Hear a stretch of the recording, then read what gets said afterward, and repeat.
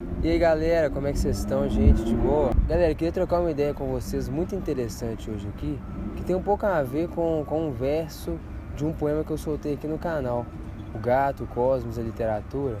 Vou deixar o link aí na descrição para quem não viu, mas vamos lá.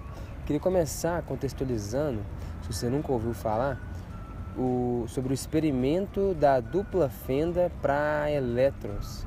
É um experimento de física quântica, galera, que se faz com elétrons, e é um experimento já conhecido, o experimento de Young, o experimento da dupla fenda. Talvez você já deve ter ouvido falar sobre isso, que a gente faz com a luz, com ondas eletromagnéticas, né, para provar seu caráter ondulatório. Então a gente coloca luz para incidir, aí de acordo com a passagem dela por essas duas fendas, elas se interferem construtivamente, destrutivamente, construindo um padrão de interferência que a gente chama, né, de franjas claras e escuras, esse padrão que aparece aí. Aí o pessoal foi e fez esse experimento com elétrons, os elétrons que a gente achava que era uma partícula. Então, aí, se eu fizer um experimento desse tipo, boa parte dos elétrons vai passar por uma fenda, boa parte por outra fenda, mais ou menos com igual probabilidade. Então eu vou ter uma tira de vários elétrons logo em frente a uma fenda e uma tira com vários elétrons ali que colidiram no anteparo em frente a outra fenda. Mas quando o pessoal faz esse experimento, não é isso que eles observam, galera. Eles observam o padrão de interferência ondulatório. E isso tem a ver com o caráter dual da matéria e tal, né? Que a matéria tem comportamento ondulatório, mas também corpuscular, de partícula, né, e tal. Mas, enfim, não é sobre exatamente isso que eu quero discutir, não. O fato, pessoal, é que nesse experimento, o pessoal, um pouco intrigado, pensou, mas como assim? Isso aqui é uma partícula. Isso aqui está passando, devia estar passando, né, muito por uma fenda, muito por outra fenda, e aí, quando chega ali, a gente não deveríamos ter observado esse padrão de ondas, né, esse padrão ondulatório. Aí os caras falaram assim, não, vamos medir, vamos descobrir por qual fenda cada elétron está passando. Aí a gente vai saber exatamente o que está rolando nesse negócio aí. Aí acontece que quando eles vão medir, pessoal, o padrão de interferência se desconstrói. E aí acontece justamente o que era previsto. O elétron se comporta como matéria. E aí ele forma, né, um padrão simples daquele que já era suposto. Então olha que louco, quando a gente tenta medir a parada, a natureza se comporta de uma maneira diferente, né? Isso tem um pouco a ver com o princípio da incerteza lá da física quântica. Depois a gente pode até discutir sobre isso em alguns vídeos. Mas assim, o principal aqui, galera, só adiantando, não é que a física quântica está mostrando que, nossa, a consciência do observador muda a realidade da natureza. Não tem nada a ver com isso, não. Muitas pessoas acabam tendo essa interpretação que está equivocada, porque não tem nada de místico nisso, não tem nada de bruxaria nesse negócio, não. O fato é que a própria luz, ela tem um caráter corpuscular, né, pessoal? Ela é composta por fótons.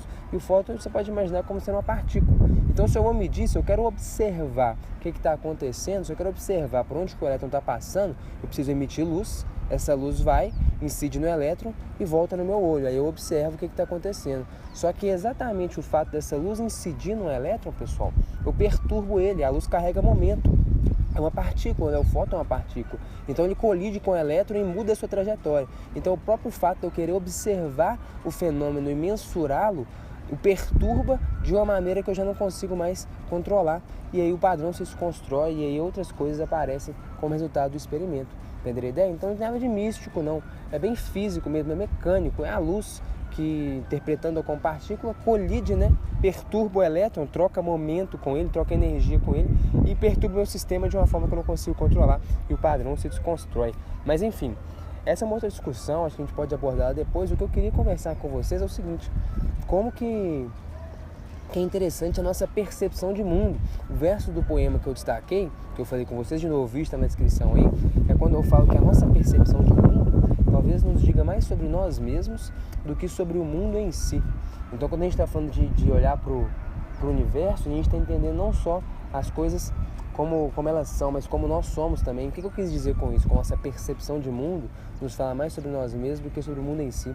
Esse fato que eu contei para vocês me mostra o seguinte, a minha percepção da realidade não necessariamente é a leitura da realidade como ela é, mas simplesmente a realidade como ela se apresenta para mim. E a gente viu que a forma como a realidade se apresenta para a gente já não é mais necessariamente a forma como ela é, porque quando a gente vai observar a natureza, a natureza se comporta de um jeito diferente. A observação da natureza a perturba de uma maneira que é imprevisível. E a natureza muda a forma de se apresentar para a gente. Então, nossa percepção de mundo é muito subjetiva e é muito pouco concreta, né?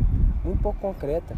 E o que eu quis dizer com isso lá no poema, o que eu quero trazer aqui agora? Acho que esse experimento é muito interessante e deixa muito claro, quando a gente olha sobre essa ótica da quântica, que realmente a gente às vezes não vê necessariamente, muitas vezes, a realidade da forma como ela é, mas simplesmente a realidade da forma como ela se apresenta para a gente.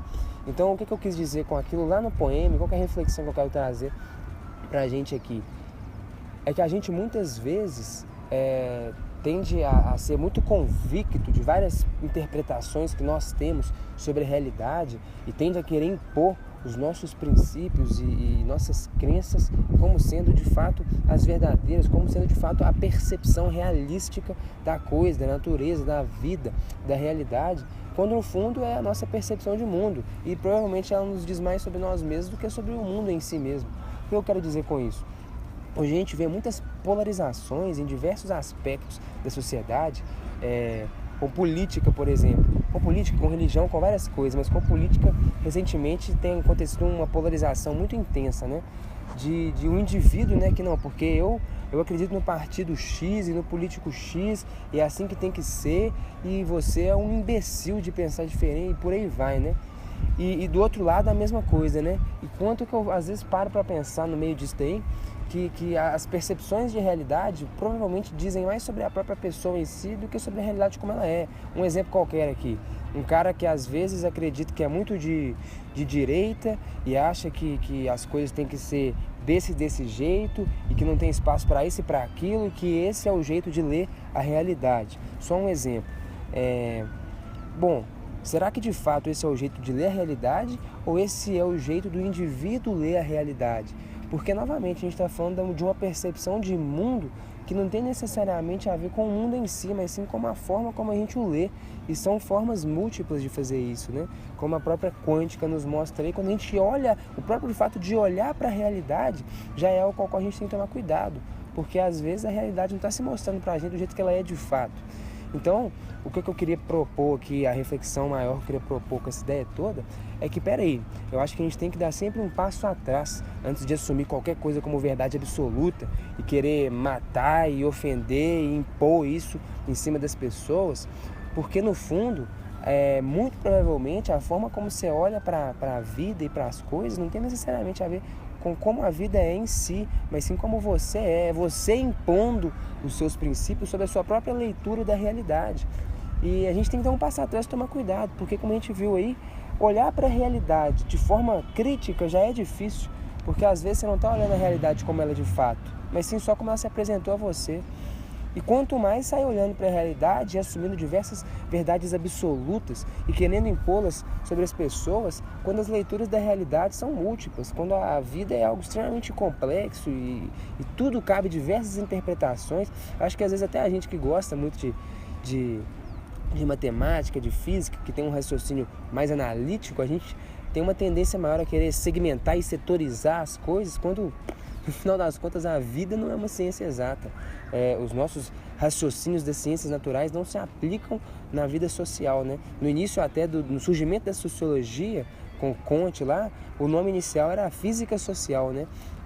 Devido ao racionalismo e ao cientificismo que veio se propagando nos séculos anteriores, o pessoal tinha dava um valor muito grande ao pensamento analítico, racional, e aí o pessoal acreditava que a gente tinha que explicar a sociedade com leis sociais de maneira semelhante às leis naturais, às leis da física, às leis que governam os planetas, e a gente devia encontrar essas leis. E no fundo a sociologia surgiu dessa forma, acaba mudando de nome, porque no final das contas não é bem assim, né? As ciências naturais são as ciências naturais, as ciências humanas são as ciências humanas. Cada uma tem a sua forma de estudar as coisas e, de fato, a vida não é uma ciência exata. Então esse vídeo, galera, no final das contas é apenas uma reflexão e a proposição de uma discussão para que a gente tenha um pensamento mais crítico e para que nós mesmos possamos ser mais pacíficos em lidar com o outro, em lidar com a realidade, entendendo que o segredo da vida talvez não esteja em nenhum livro, ninguém descobriu ainda, não existe de fato. A verdade absoluta que cada um prega de um lado e cada um defende com dente e unha, talvez não exista. Talvez no fundo sejam apenas pessoas lendo a realidade da forma que elas são aptas a ler, da forma que elas são condicionadas ou optaram olhar para as coisas. Então acho que é isso, galera, uma reflexão interessante que eu acredito que a mecânica quântica traga para o nosso cotidiano, nossa percepção de realidade. Talvez não nos diga nada sobre a realidade em si, mas só sobre a forma sobre a qual a gente a olha, né? Só sobre nós mesmos, no final das contas, tudo que a gente tem, tudo que foi construído e, consequentemente, a gente tem um olhar determinado sobre certas coisas que muitas vezes não tem nada a ver em como as coisas são de fato, né? Galera, é isso aí. Valeu, muito obrigado. Fui.